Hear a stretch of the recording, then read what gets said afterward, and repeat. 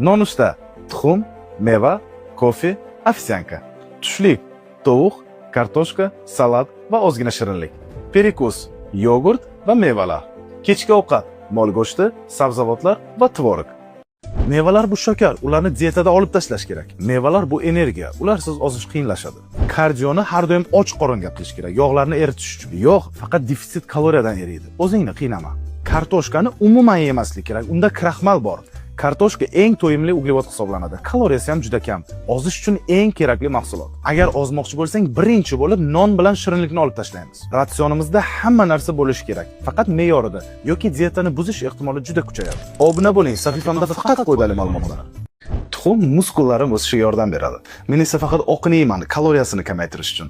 Guruch mani ratsionimda asosiy garnir hisoblanadi. Men esa kartoshka yeyman, hajmi katta, lekin kaloriyasi kam. Tezroq to'yish hissini beradi. Menga banan juda yoqadi, tez energiya beradi va massa olishga yordam beradi. Men tarvuzni juda yaxshi ko'raman, ko'proq yeyman, lekin kaloriyasi juda kam. Men ovsyankani sutda tayyorlayman, ham mazali bo'ladi, ham kaloriyasi ko'proq bo'ladi, vazn olishimga yordam beradi.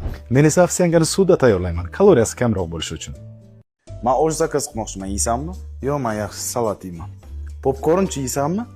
Yo'q, men yong'oq yeyman yaxshisi. Xo'p, Cola Zero ichasanmi hech bo'lmasa? Yo'q, men natural sok ichaman yaxshisi. Turmus qaymoq yeyishga boraylik unda. Voy dietadaman, men yogurt ichaman yaxshisi. Senga o'xshab qattiq dietasiz ozmoqchiman. Obuna bo'lsang bo'ldi. Ozmoqchisiz yoki vazn olmoqchisiz, lekin dori va tabletkalar yordam bermayaptimi?